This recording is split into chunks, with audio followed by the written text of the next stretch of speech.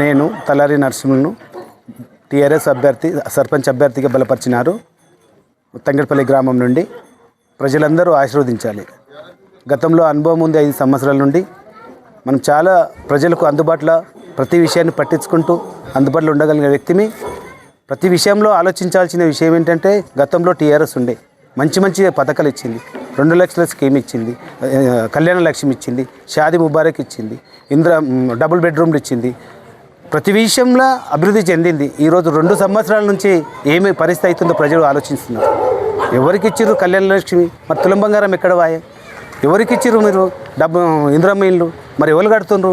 ఏ ఇంటి వ్యక్తి అయినా ఇల్లు కడుతుండంటే ఆ అభ్యర్థి అప్పుల పాలవుతుండు తప్ప సుఖంగా కట్టుకోలేకపోతున్నాడు. ఆ భూమి ఉన్నోడే ఇల్లు కడుతున్నాడు.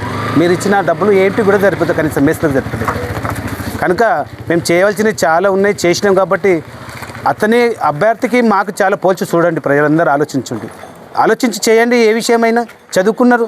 ఈ సమాజంలో ఇంకా అంగోటు చదువురాని అభ్యర్థులు నిలబడుతారంటే ఎలాంటి పరిస్థితి ఉంటుందో ఆలోచన చేయాలి. మీరు ప్రజలందరూ ఆలోచించి నిర్ణయం తీసుకోవాల్సింది కోరుతున్నాను. చింతప్రభాకర్ గారు ఇప్పుడు మనకు అందుబాటులో ఉన్నాడు. ఇప్పుడు అందుబాటులో ఉంటూ మొన్న ఆయన ఎమ్మెల్యే లేకున్నా 3.5 కోట్లు బ్రిడ్జిని ఇవ్వగలిగిండు.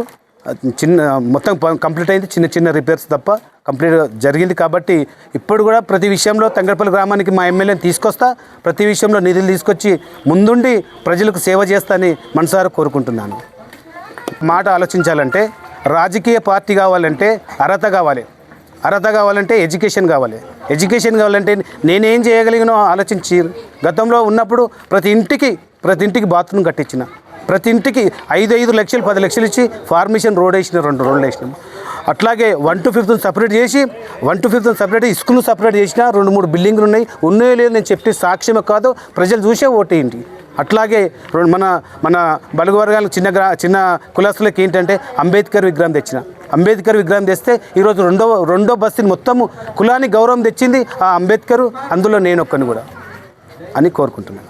గ్రామస్తులందరూ చాలా ఆలోచించి ఓటేసి నన్ను మళ్ళొక్కసారి గెలిపిస్తే నా గ్రామాన్ని చాలా ముందుకు అభివృద్ధి చెందుతుందని కోరుకుంటూ నన్ను ఆశీర్వదించాలని కోరుతున్నాను.